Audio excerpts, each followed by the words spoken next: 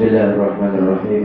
Nawaitu ta'allum wa ta'lim wa tadhakkar wa tadhkir wa nafa'a wal intifa'a wal ibadah wal istifadah wal hatha 'ala tamassuki bi kitabillah wa sunnati Rasulillah sallallahu alaihi wasallam wa du'a ila al-huda wa dalalata 'ala al-khairi ibtigha'a wajhillahi wa mardatihi wa thawabihi min Allah ta'ala.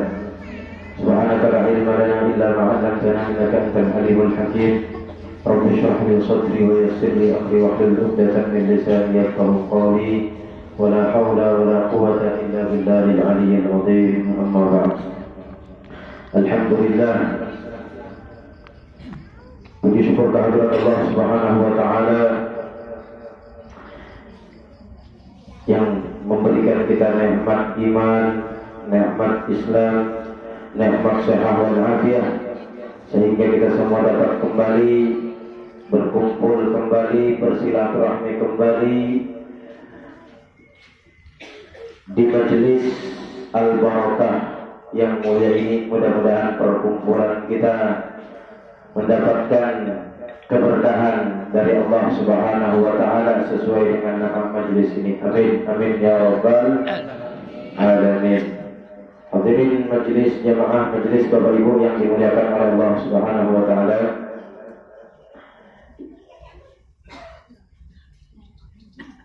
Kembali berjumpa kembali. Ini ulun lagi yang gantikan Ustaz Sarwana Abdan ini. Kemarin ulun juga. Ini ulun lagi. Tidak tahu beliau tadi berak bawa ulun lagi. Mudah-mudahan biar tidak bosan ulun. Hanya 2 kali pertemuan. Kalau sampai 3 kali pertemuan bisa bosan ya.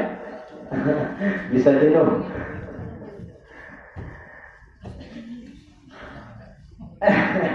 Insyaallah kata aja Pak RT, Masya Allah.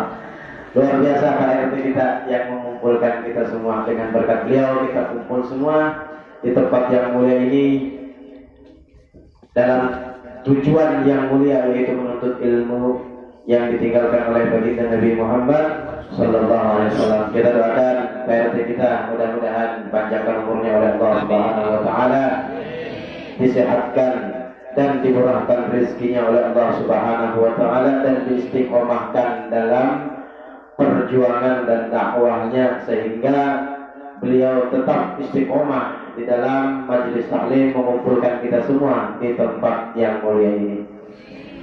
Amin amin ya rabbal alamin. Alhamdulillah Bapak Ibu yang dimuliakan oleh Allah Subhanahu wa taala.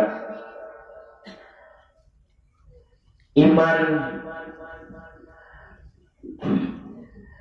mungkin perlu kita pahami bahwasanya kita hidup di dunia ini, yang membedakan kita atau yang bakal menyelamatkan kita nanti di hari kiamat, nikmat yang paling terbesar yang Allah berikan kepada kita adalah nikmat iman.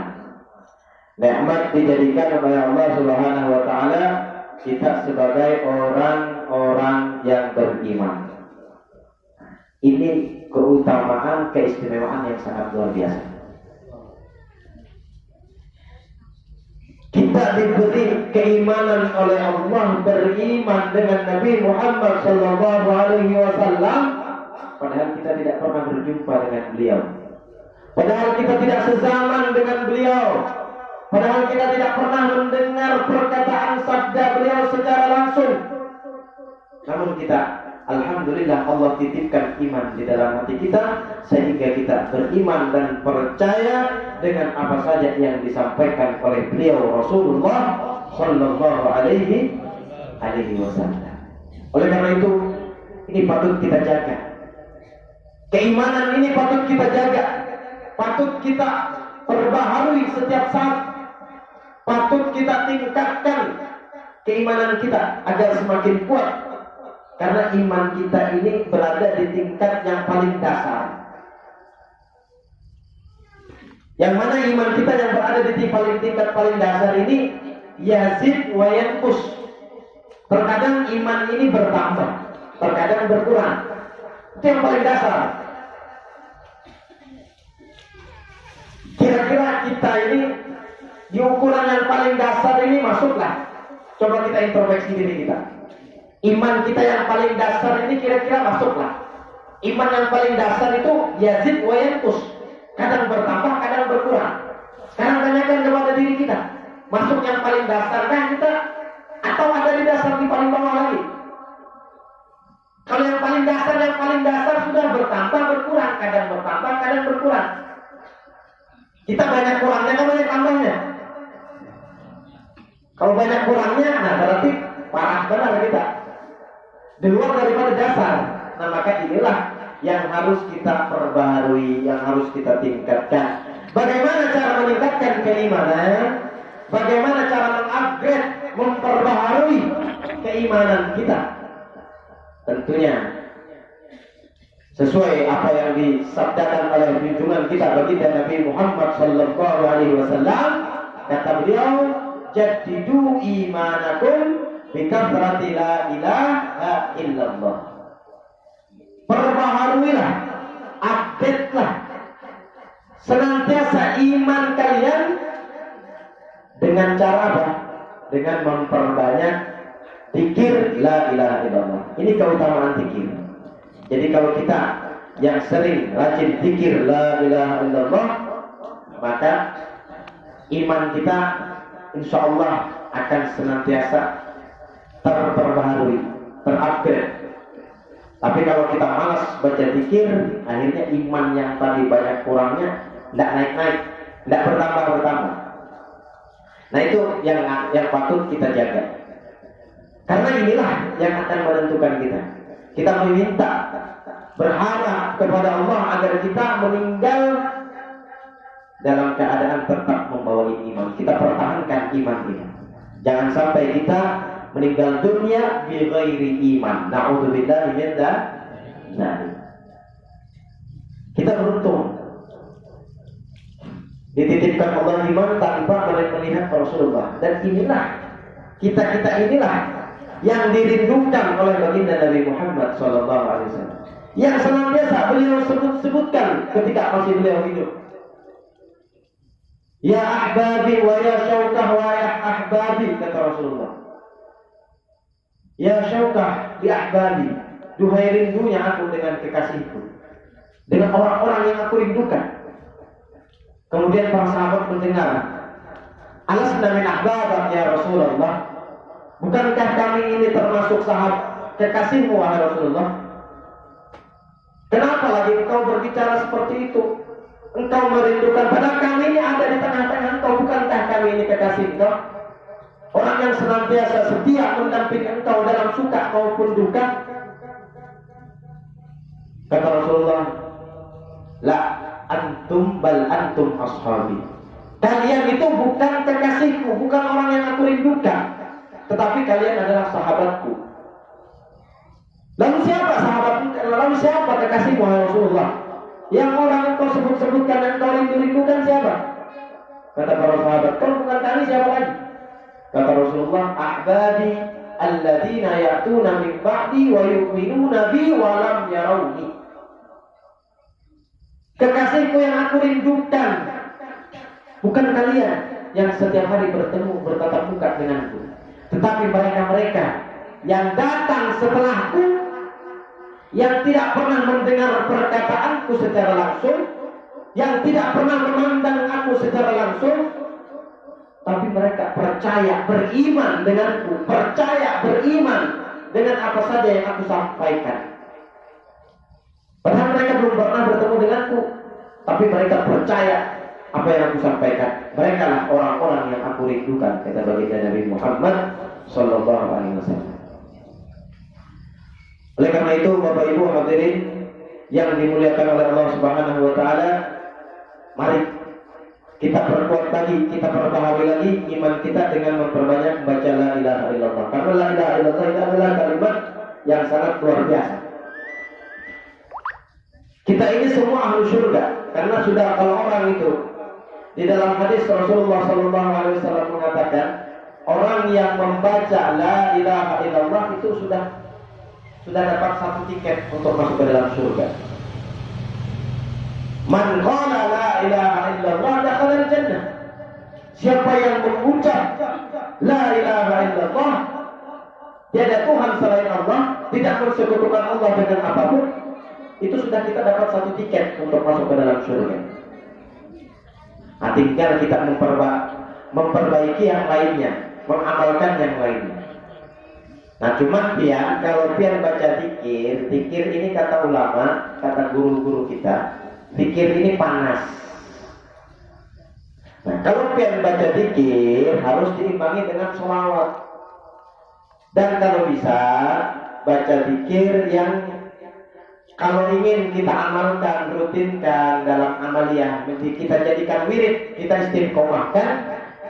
Bagusnya kalau ada zikir atau amalan-amalan yang kita dapatkan dari guru bersanad.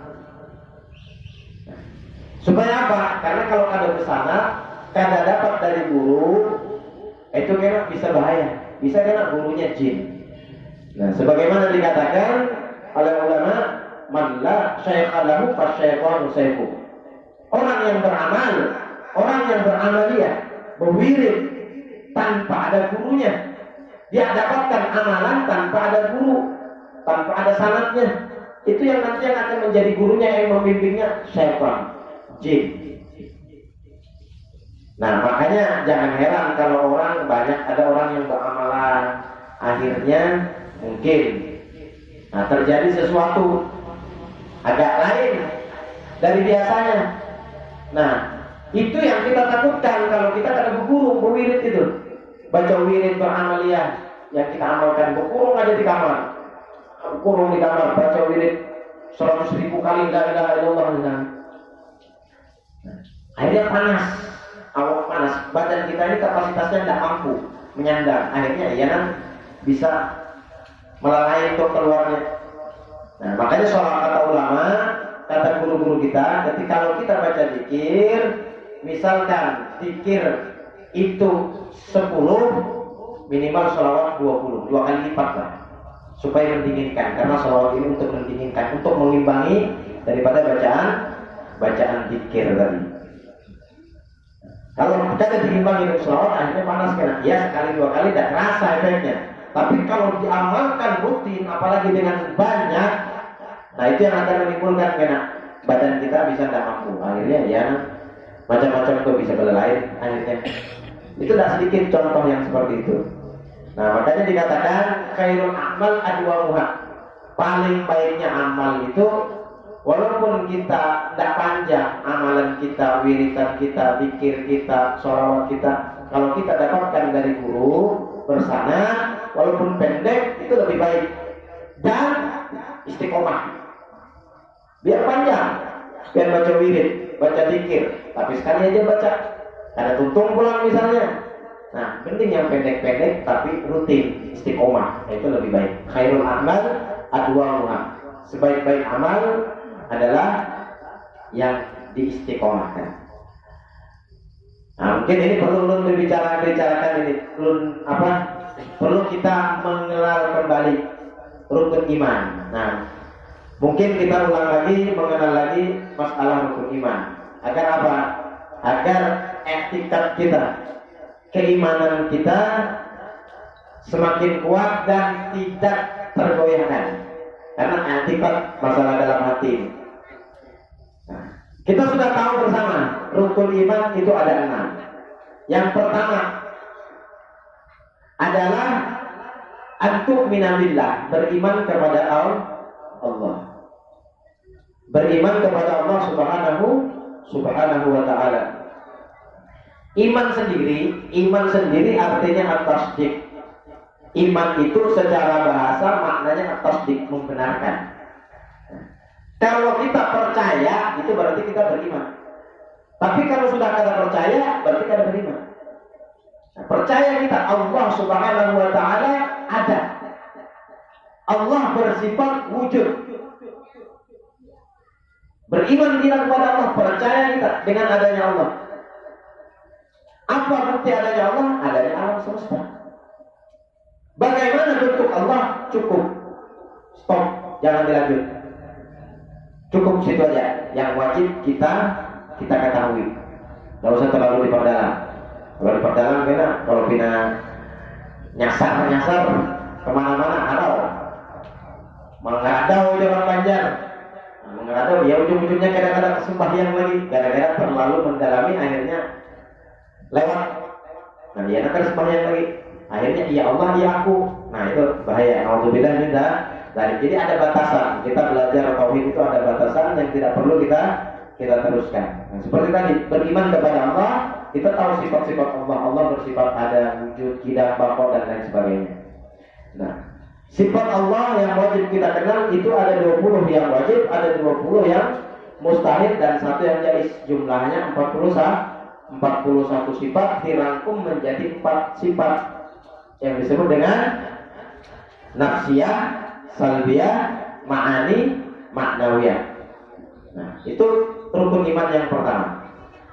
Kemudian rukun iman yang kedua yaitu beriman antu'mina bimalaikatihi, beriman dengan malaikat Allah Subhanahu wa ta'ala.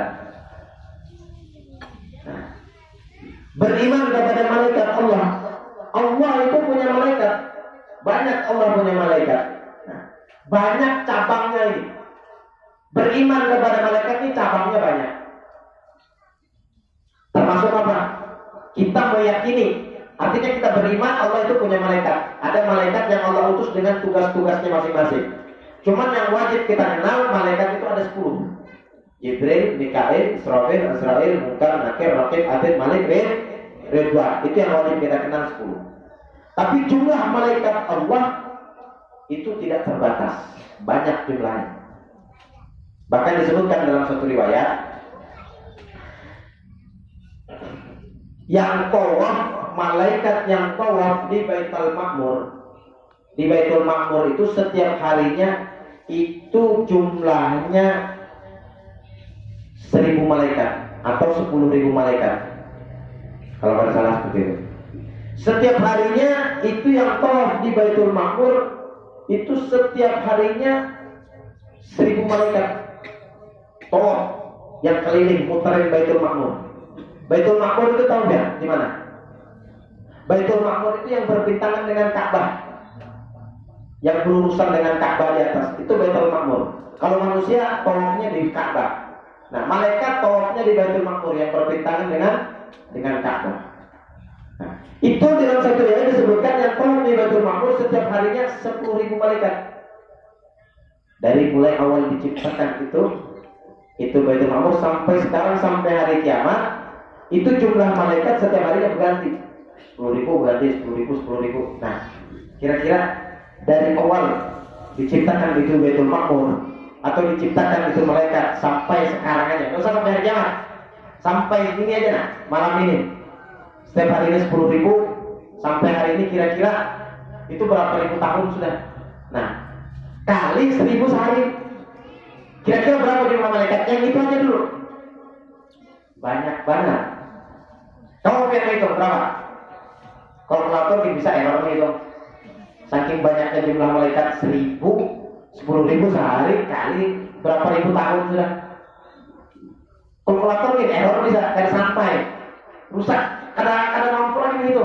Apalagi kita. Nah, artinya jumlah malaikat Allah Subhanahu wa ta'ala itu banyaknya luar biasa. Nah, cuman yang wajib kita kenal ada 10 aja. Nah, itu yang wajib kita kenal. Nah, kemudian dijelaskan di sini malaikat itu seperti apa? Ini wajib kita percayai. Jadi kita tahu sudah beriman dengan malaikat. Nah, sekarang kita perluas lagi keimanan kita terhadap malaikat, kita perluas lagi. Beriman kepada malaikat itu seperti apa? Nah, ini harus kita yakini karena Rasulullah SAW menyampaikan malaikat itu seperti ini sifat-sifatnya. Itu wajib kita percayai, wajib kita imani. Malaikat itu bukan laki-laki, bukan perempuan, tidak ada jenis kelaminnya, tidak kayak manusia. Nah, itu termasuk rukun iman yang kedua, mempercayai malaikat, bahwasanya malaikat itu bukan laki-laki, bukan perempuan. Dan malaikat tidak punya nafsu, beda dengan manusia. Malaikat tidak punya nafsu. Makanya wajar malaikat itu ibadah terus kerjaannya, tidak pernah capek. Kenapa? Tidak Allah beri nafsu. Manusia Allah beri nafsu. Nah, sebagaimana sudah menjelaskan saya dulu pernah, yang dalam diri kita ini ada berapa? Kemarin ada lalu menjelaskan ini. Ada 4 kekuatan, ada lah. Dalam diri kita ini perlu dijelaskan di sini kan atau di majelis lain ya? Kan? Nah, dalam diri kita ini ada 4 kekuatan. Nah kemarin itu. Di sini kan di mana? Pokoknya ada dulu jelaskan itu. Intinya di dalam diri kita ini ada 4 kekuatan. Yang pertama akal, yang kedua malaikat pembisik atau bahasanya itu dalam kitab kulhib, malaikat pembisik. Nah kemudian ada korin, jin korin yang selalu membisiki nafsu untuk berbuat jahat. Jadi ada 4 kekuatan yang senantiasa bertempur di dalam hati kita ini. Dalam diri kita ini senantiasa setiap detiknya ada 4 kekuatan yang selalu bertempur, 2 negatif, 2 positif. Nah, itu yang dikendalikan oleh manusia. Malaikat menjadi mulia dan Allah tidak memberikan mereka nafsu. Nah, makanya di dalam satu riwayat itu disebutkan pekerjaan sholat kita itu, kita sholat ada yang takbir, ada takbiratul ihram, ada ruku, ada sujud, ada i'tidal, ada tasyahud. Itu adalah pekerjaan ibadahnya malaikat. Makanya disebutkan dalam satu riwayat, ada sebagian riwayat menyebutkan ada malaikat itu yang awal mulanya Allah Subhanahu wa taala ciptakan sampai hari kiamat dia ruku kerjaannya. Jadi ruku aja. Tidak ada capeknya. Mulai diciptakan sampai terjadinya nanti hari kiamat, dia tidak bangun-bangun dari rukunya. Ruku aja. Ada yang malaikat Allah tugaskan, Allah ciptakan, mulai Allah ciptakan sampai hari kiamat, yang tugas apa? Kerjanya berdiri aja. Tidak. Kalau dia kira-kira, kalau kita kira-kira kayak apa? Terawih aja kita beliau ya Allah pasti menghadap imamnya nanti cepat. Ini terawih ya. Setahun sekali. Malaikat dari awal diciptakan oleh Allah sampai hari kiamat tidak bangkit dari rukunya. Tidak ruku aja terus. Ada malaikat yang seperti itu. Kenapa bisa malaikat seperti itu? Wajar. Kan tidak Allah beri nafsu, jadi tidak merasa capek. Manusia punya nafsu, ada 2 kekuatan yang negatif yang ada di dalam dirinya yang harus dilawan. Itu yang harus dilawan. Nah makanya disebutkan di dalam Al-Quran, dijelaskan, tatkala Allah Subhanahu wa taala memerintahkan nabi atau memerintahkan para malaikat dan iblis untuk sujud kepada Nabi Adam, iblis kan sombong, tidak mau sujud. Di ayat sebelumnya, ketika Allah Subhanahu wa taala bercerita atau mengatakan kepada para malaikat, kata Allah, wa idh qala Allahu lil malaikati inni ja'ilun fil ardi khalifah. Ketika Allah Subhanahu wa taala berkata kepada para malaikat, hai malaikat, aku akan menjadikan manusia di muka bumi ini sebagai khalifah, sebagai penghuninya. Malaikat protes. Ataj'alu fiha ma yufsidu fiha wa yusfiku dima? Kata malaikat, ya Allah, engkau memilih khalifah penduduk yang bakal menempati bumi, orang yang suka berbuat kerusakan, orang yang suka makhluk yang suka bertumpahkan darah.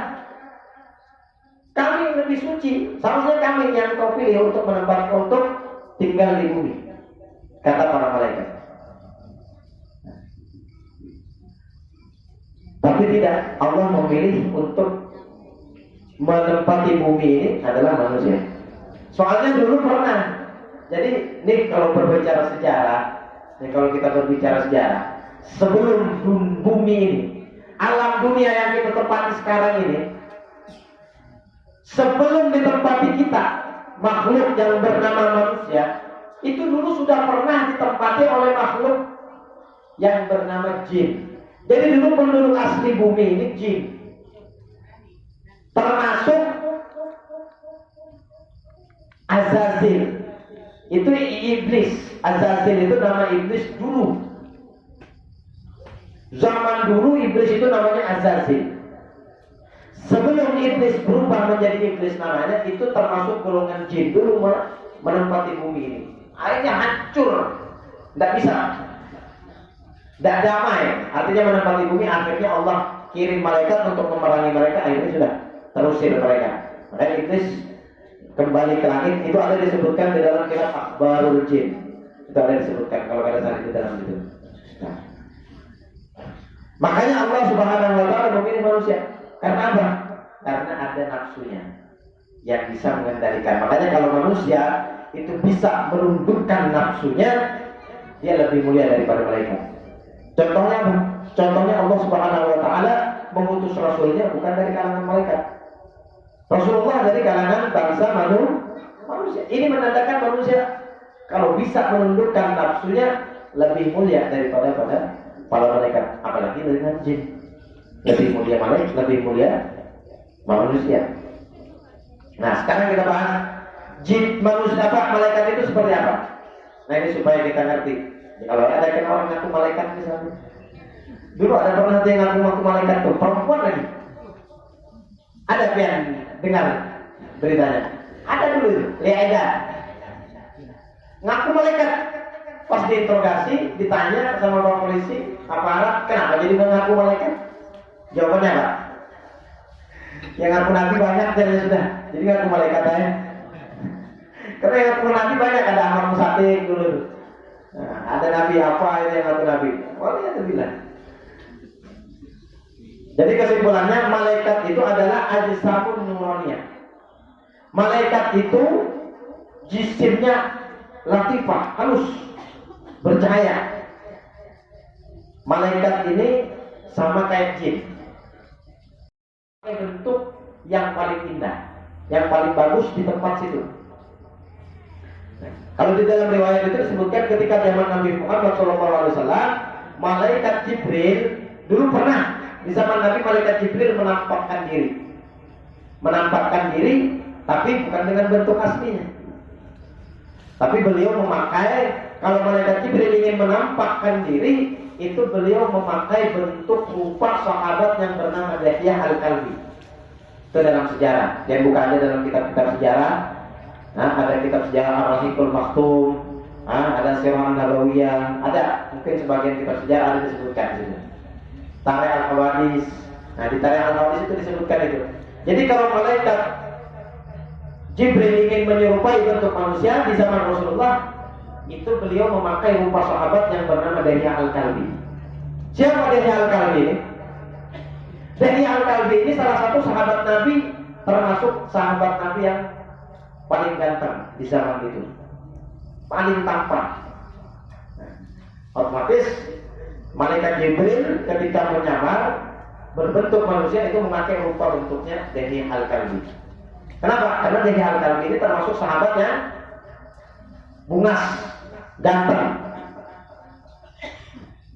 Sampai disebutkan dalam suatu riwayat, ketampanan sahabat Nabi yang bernama Dihiyah Al-Kalbi ini, yang malaikat kalau menyerupai manusia menyamar itu memakai rupa beliau, itu disebutkan dalam riwayat bahwasanya beliau itu disebutkan ketampanannya itu dibandingkan dengan ketampanannya Nabi Yusuf alaihissalam.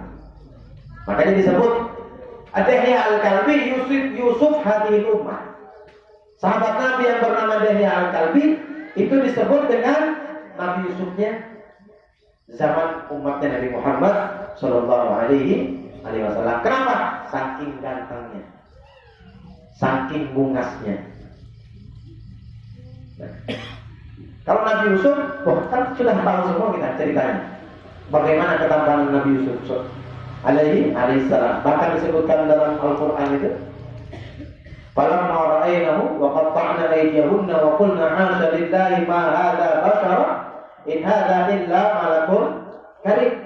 Orang-orang di zaman itu ketika Ratu Zulaikha mengundang mereka untuk menyuruh Nabi Yusuf masuk, ketika mengundang semua wanita yang ada di Mesir itu, Nabi Yusuf cuma sebentar aja lewat ngantar makan keluar, paling berapa detik ya.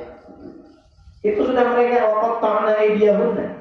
Saking terpesonanya melihat ketampanan Nabi Yusuf alaihissalam sampai gak sadar.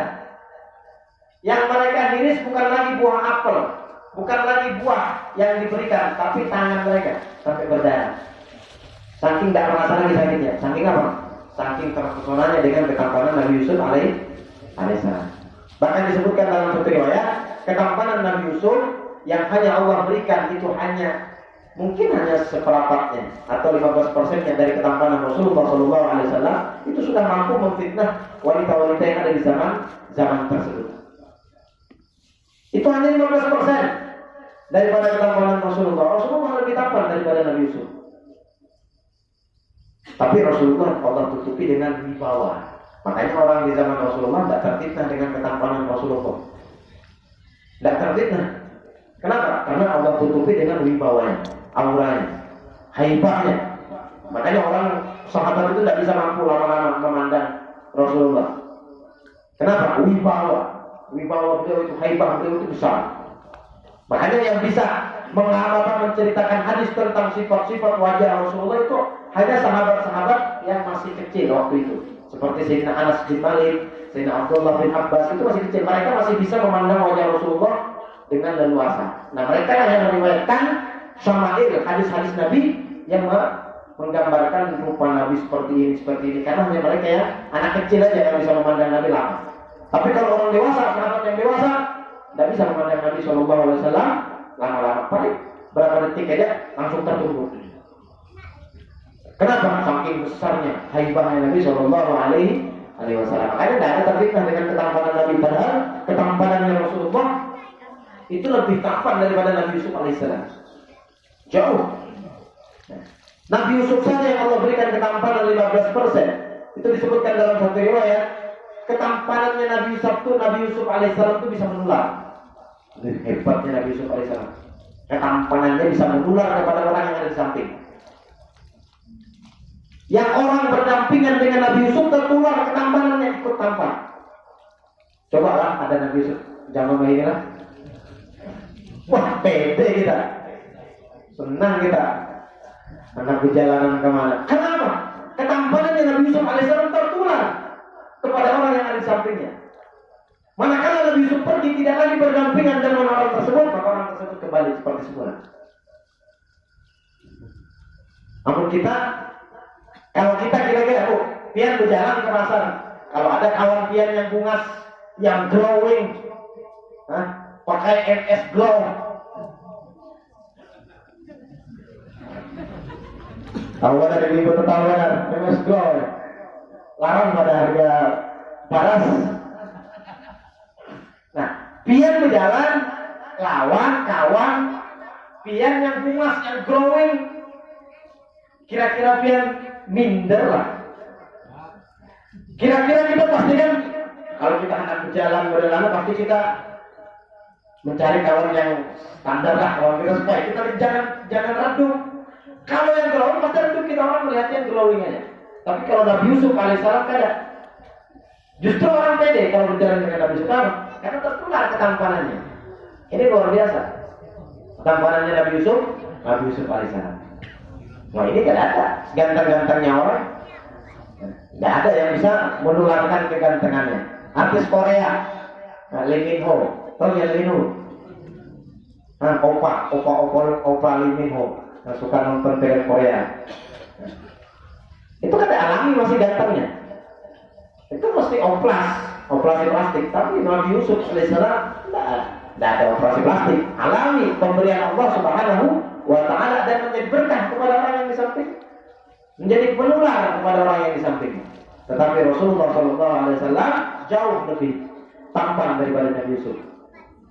Sampai-sampai disebutkan Ummu Salamah, kalau ada salah yang meriwayatkan itu, Rasulullah SAW kata beliau, ajmalun nas min ba'id wa ahsanuhum wa ahla min qarib.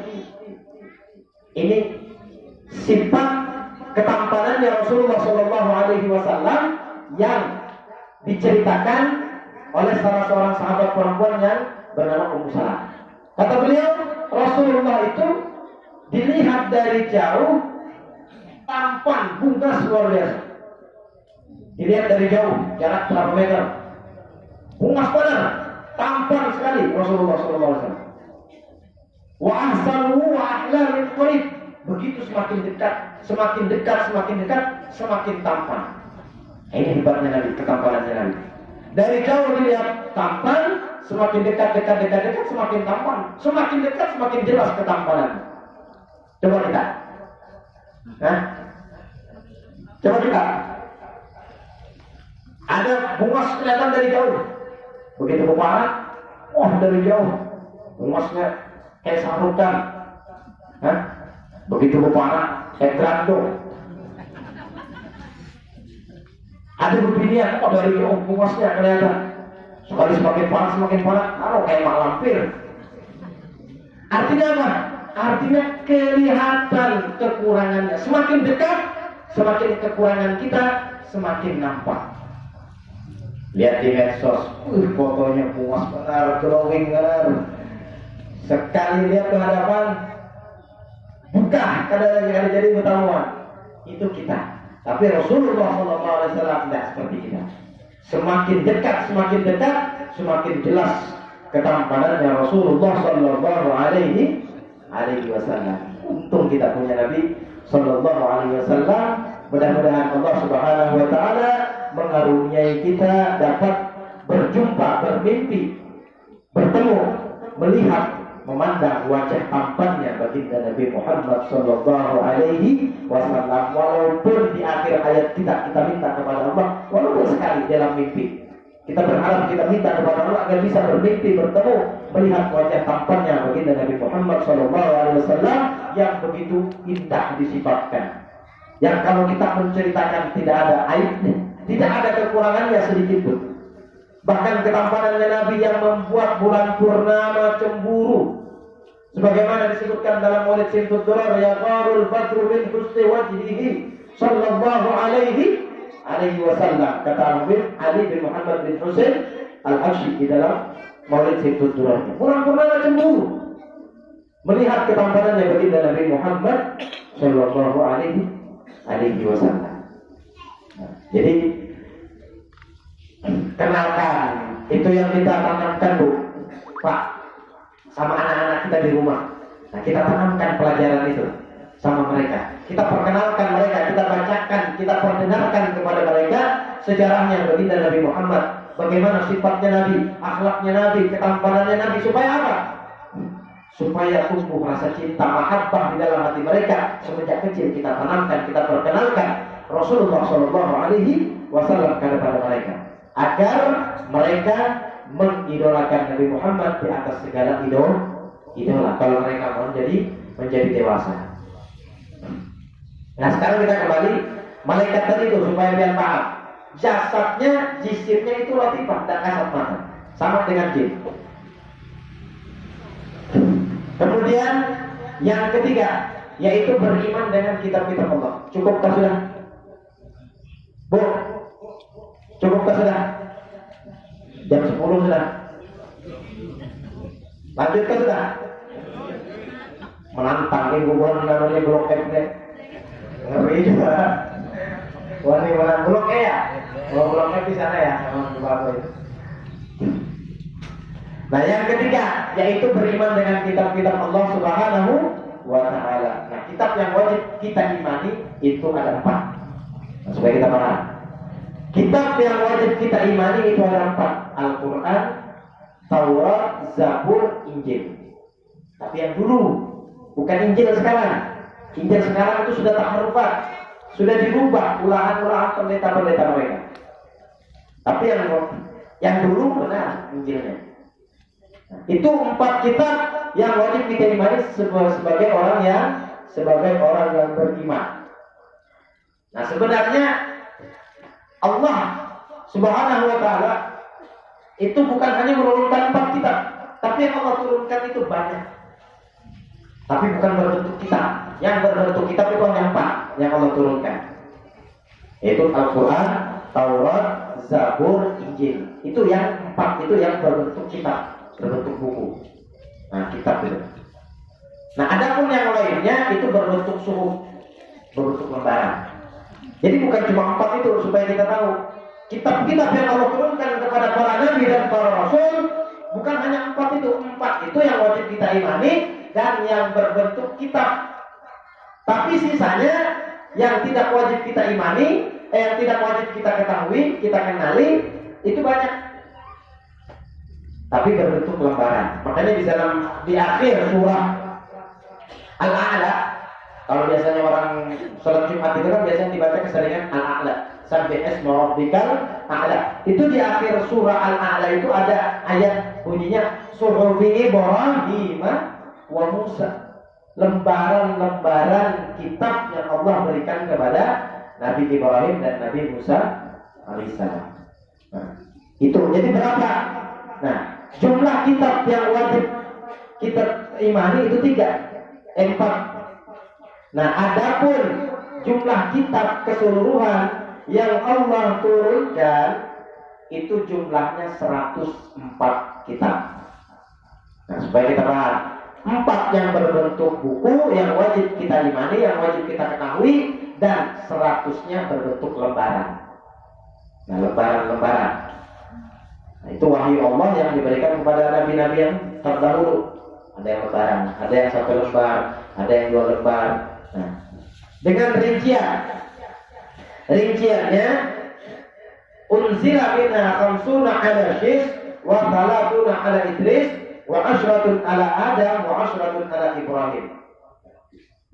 50 Allah turunkan kepada Nabi Syis. Jadi 50 lembar itu Allah berikan, Allah turunkan kepada Nabi Syis alaihissalam. Nabi Syis ini anaknya Nabi Adam. Anaknya Nabi Adam alaihissalam yang pertama yang menjadi nabi. Tapi generasinya jauh di bawah Qabil dan Habil. Nah, kalau anak-anak Nabi Adam yang pertama ya Qabil, Habil, nah terus Iklimah, Labuda, itu yang terjadi pembunuhan pertama di dunia ini, itu Qabil dan Habil, itu anak tertuanya. Nah, Nabi Syis ini anak Nabi Adam yang ke berapa itu? Nah, ini yang pertama menjadi nabi. Anak beliau, anak Nabi Adam alaihissalam, Nabi Syis. Nah, Nabi Syis inilah yang Allah berikan kitab juga berupa lembaran, 50 lembar. Ajaran Islam, ajaran agama untuk disampaikan kepada umat Nabi Syis di zaman itu. Jadi berbentuk 5 lembar, 50 lembar. Nah, berapa sudah? 50, berarti sisa 50. Selain daripada 4. Tadi kan jumlah seluruh kitab jumlahnya 104. Nah, yang 4-nya kan kita sudah tahu. Al-Quran diturunkan kepada Nabi Muhammad, Taurat kepada Nabi Musa, Zabur kepada Nabi Daud, Injil kepada Nabi Isa alaihissalam. Nah, 50 lembar yang berbentuk lembaran itu diberikan kepada Nabi Syis alaihissalam bin Adam. Nah, kemudian wa ala Idris, 30 lembar Allah berikan kepada Nabi Idris alaihissalam. Nah, Nabi Idris Allah berikan 30 lembar kitab berisi ajaran untuk disampaikan kepada umatnya, itu 30 lembar. Nah, jumlahnya berapa sudah? 80, berarti sisa 20. Karena jumlah seluruh kitab yang Allah turunkan itu 104. Nah, yang 4-nya sudah 50 tambah 30 bertambah 80. Sisa menggenapkan 200, 100 berarti sisa 20. Nah, yang 20-nya di mana? 20-nya itu Allah wa 10 ala Adam. 10 lembar Allah berikan kepada Nabi Adam alaihissalam. Nah, kemudian 10 lembar lagi Allah berikan kepada wa 10 ala Ibrahim, dan Allah berikan kepada Nabi Ibrahim alaihissalam. Ada 10 lembar. Ada riwayat yang lain lagi Allah berikan lagi kepada Nabi Musa alaihissalam. Di 10 lembar juga. Ada riwayat yang lain, tapi di sini disebutkan, di dalam kitab sini disebutkan hanya jumlah kitab yang Allah turunkan 104. Nah, itu supaya kita tahu, supaya kita paham bahwasanya kitab yang Allah turunkan kepada kita, kepada umat manusia, kepada Nabi dan Rasulnya, itu jumlahnya banyak.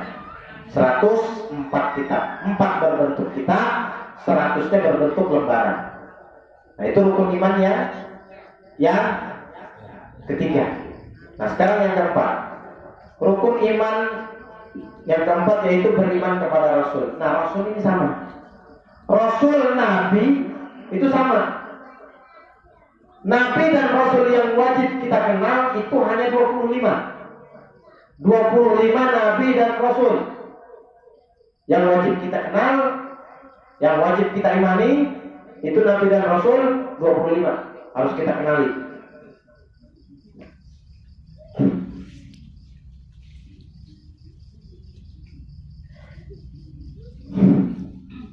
Adapun jumlahnya, jumlah nabi itu banyak. Sama kayak kita, kalau kita tadi 104.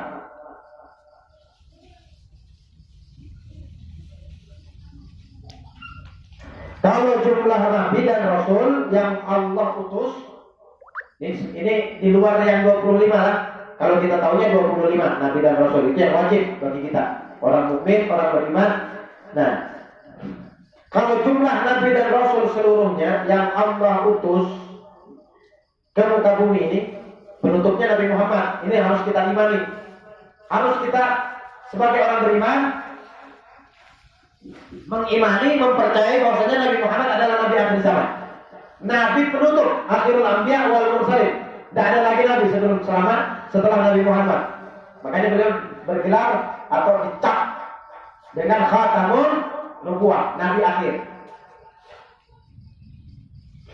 Nah, jumlah Nabi seluruhnya, Nabi dan Rasul itu wa'lam anna adad ar-rusul 300 wa 13. Jumlah Nabi dan Rasul yang Allah utus ke bumi itu jumlahnya ada 313. Wakila, ada pendapat lain mengatakan salah satu yatim wa 115. Jadi satu riwayat yang muhtamad mengatakan jumlah Nabi dan Rasul yang Allah utus ke bumi itu jumlahnya 313. Sama kayak jumlah sahabat Nabi yang ikut dalam perang Badar, jumlahnya 313. Nah, jumlah Nabi dan Rasul sama. Itu satu pendapat, 313. Nah, ada pendapat yang lain yang mengatakan jumlah Nabi dan Rasul itu 315. Perbedaan dua. Nah, cuman yang wajib kita kenal itu ada 25, yaitu Idris, Nuh, Hud, Shalih, Ibrahim, Lut, Ismail, Ishaq, Yaqub, Yusuf, Ayyub, Shu'aib, Musa, Harun, Al-Yasa, Daud, Sulaiman, Ilyas, Yunus, Zakaria, Yahya, Uzair. Nah, di sini ada riwayat yang 25 itu masuk Nabi Uzair. Uzair. Ada kan di Al-Qur'an itu? Faqala al-yahudu Uzair ibn Allah, faqala al-Masih Isa ibn Allah. Orang Yahudi berkata Nabi Uzair itu adalah anak Tuhan, anaknya Allah. Sedangkan orang Nasrani tidak. Sebaliknya.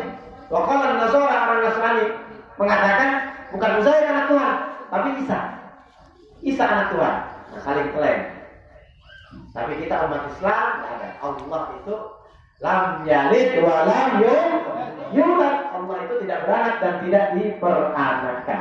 Nabi, sehebat-hebatnya Nabi, tetap adalah makhluknya Allah. Jangan disamakan dengan Tuhan. Nah ini Uzair, Nabi Uzair, Nabi Isa, Nabi Muhammad. Nah, ada yang riwayat yang lain lagi mengatakan bukan Uzair di situ yang wajib kita kenal, tapi Nabi Dzulkifli. Nah, jadi di antara Nabi 25 bukan Uzair, tapi Dzulkifli yang kita kenal, yang wajib kita ketahui. Ada riwayat yang lain lagi bukan Uzair, bukan Dzulkifli, tapi Ilyas, yang termasuk 25 yang wajib kita kenal. Nah, ada lagi yang pendapat yang lain mengatakan yang wajib kita kenal 25 itu bukan Uzair, bukan Dzulkifli, bukan Ilyas, tapi Zakaria. Nah, ada beberapa pendapat. Waktu itu dan ada banyak pendapat yang lain. Cuma intinya 25 Nabi dan Rasul yang wajib kita ketahui. Dan jumlah Nabi dan Rasul seluruhnya 313, atau ada yang mengatakan 315. Nah, kemudian siapa yang paling afdal di antara Nabi dan Rasul? Nah, ini harus kita tahu.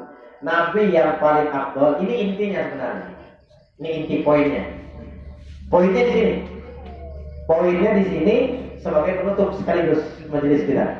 Nah, poinnya di sini yang dapat kita ambil garis bawahi dan kita amalkan dalam kehidupan kita. Kita praktekkan dalam kehidupan kita. Nih yang Pak Alulun bicarakan.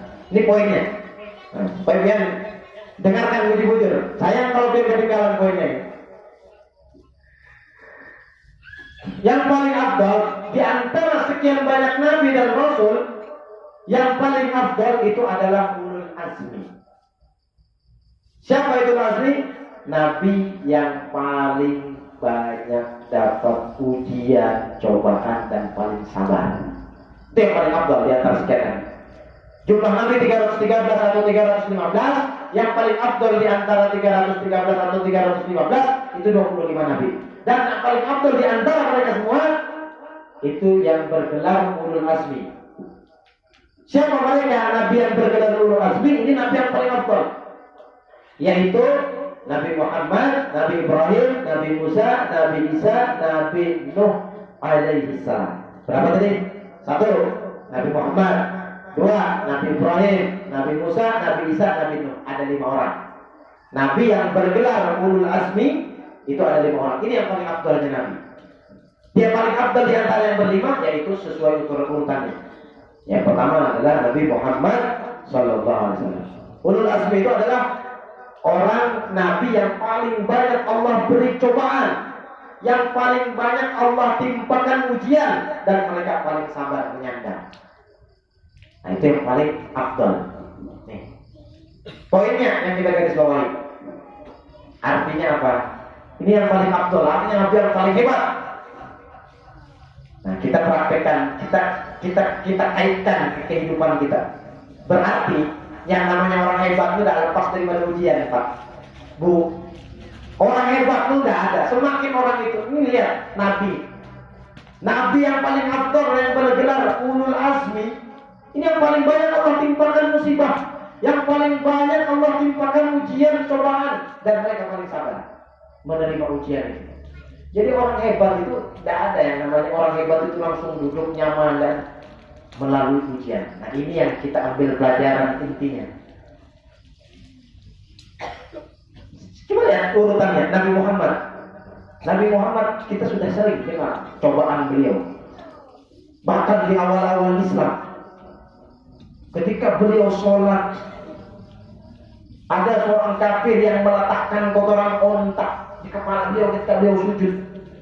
Beliau tidak bangkit ketika sujud. Diletakkan kotoran onta itu, perut onta itu dalam-dalamnya itu diletakkan ketika Nabi sujud. Nabi tidak berani bangkit, sampai datang putri tercinta beliau Sayyidatuna Fatimah radhiyallahu anha mengambil itu kotoran dalaman onta tadi, dibuang dari kepala Nabi, baru Nabi bangkit dari sujud untuk duduk antara dua sujud. Coba, belum lagi Nabi mau dibunuh, diusir dari kampungnya, cobaannya banyak. Ini Nabi yang paling hebat, yang paling afdal, yang bergelar Habibullah, kekasihnya Allah. Adam wa man dunahu tahta liwa'i yaumil qiyamah. Adam, nabi-nabi yang lain kata Nabi Muhammad, semua di bawah naunganku, di bawah benderaku hari kiamat. Tidak ada satupun nabi yang tidak ikut benderanya Nabi Muhammad sallallahu alaihi wasallam nanti di hari kiamat. Ini kehebatan Nabi. Tapi semakin hebat Nabi, semakin tinggi, semakin banyak cobaannya. Nah, jadi kalau kita mendapatkan musibah, mendapatkan cobaan di kehidupan kita, nah kita kembalikan. Kita ambil intisari dari pelajaran dari majelis malam ini, bahwasanya orang-orang hebat itu pasti ujiannya juga besar. Ujiannya juga bukan ujian sembarangan.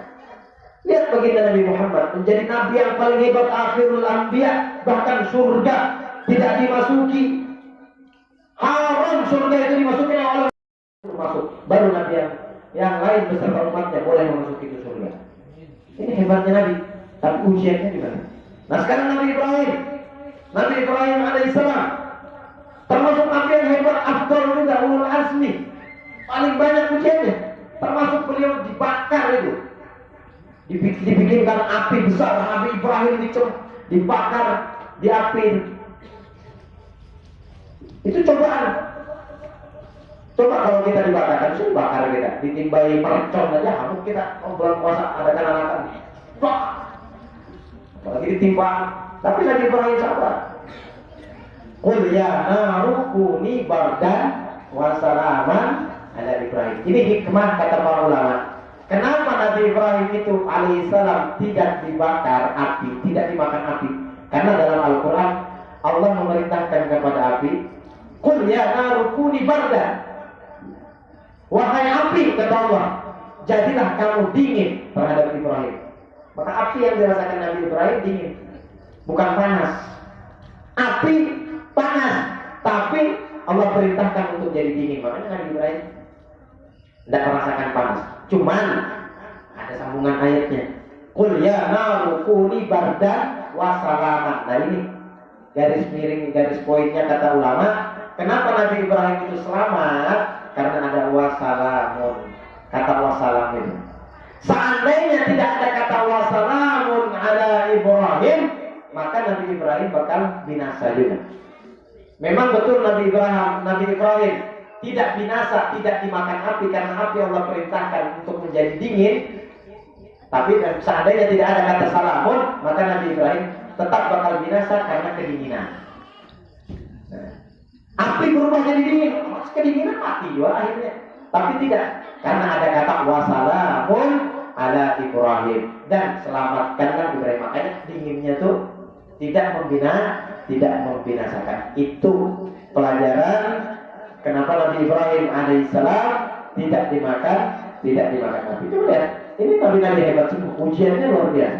Nabi Musa, bagaimana kita dengar ceritanya Nabi Musa? Ujiannya Nabi Musa alaihissalam ketika dikejar Fir'aun. Kemudian Nabi Isa, bagaimana ujiannya Nabi Isa? Tentara Romawi yang itu kan yang disalib sekarang itu kan? Itu bukan Nabi Isa itu, tapi ada teman Nabi Isa yang berkhianat yang Allah serupakan seperti Nabi Isa itu yang disalib. Nabi Isa Allah angkat ke langit. Nanti akhir zaman Allah utus ke dunia Nabi Isa untuk membunuh Dajjal. Itu di akhir zaman. Nabi Isa Allah utus. Tapi nanti Nabi Isa alaihissalam Allah utus di akhir zaman untuk membunuh Dajjal. Nanti di akhir zaman itu bukan lagi Allah utus sebagai Nabi, tapi Allah utus sebagai umatnya Nabi Muhammad SAW. Jadi Nabi Isa nanti diutus di akhir zaman itu bukan membawa syariat ajaran Nabi Isa yang dulu, tapi melanjutkan syariat ajarannya Nabi Muhammad. Ini keistimewaan Nabi Isa. Beliau menjadi Nabi dan juga sekaligus menjadi umatnya Nabi Muhammad SAW. Yang mana Nabi Musa alaihissalam pernah meminta kepada Allah, ya Allah, ij'alni ummat Ahmad. Ya Allah, jadikan aku sebagai umatnya Nabi Muhammad. Dan bisa Allah tidak memberikan karunia Nabi Musa alaihissalam untuk menjadi umatnya Nabi Muhammad SAW. Nah kemudian yang terakhir yaitu Nabi Nuh alaihissalam. Coba kita lihat bagaimana cobaannya Nabi Nuh alaihissalam. Anaknya durhaka, tidak mau ikut. Kemudian beliau bikin kaf. Nabi Nuh alaihissalam itu berdakwah selama 1000 tahun. Itu yang masuk Islam atau bahasanya yang beriman kepada Nabi Nuh alaihissalam hanya 80 orang. Nah jadi wajar aja kalau kita bermajlisan ini orangnya sedikit, bertahap, wajar. Kita mengajak kebaikan. Nabi Nuh itu masih banyak, kita ada lebih 80 orang. Ya lah, Nabi Nuh alaihissalam berdakwah mengajak umat kebaikan selama 1000 tahun itu hanya 80 orang yang beriman. Ibarat kita ini, kita pembawaan pemajlisan yuk, kumpulan yuk, kita pemajlisan. Nah sudah dibikinkan, difasilitasi, diberi makan bulan untuk supaya kita sama-sama beramal, supaya sama-sama menuntut ilmu, mendengarkan ilmunya Nabi, sejarahnya Nabi, ada ilmu yang kita dapatkan agar kita bisa beramal untuk bekal kita menghadapi kehidupannya yang selanjutnya. Goreng sudah, tandanya nih sudah tutup sudah ya. HP-nya aja ngantuk sudah. Ya lah Bu, dia ngantuk kan Bu? HP-nya ngantuk sudah, tergoreng dia orang mungkin sudah, tergugur ke bawah. Dia ngantuk kan? Apalagi tiannya. Nabi Nuh alaihissalam 1000 tahun berdakwah hanya 80 orang yang beriman.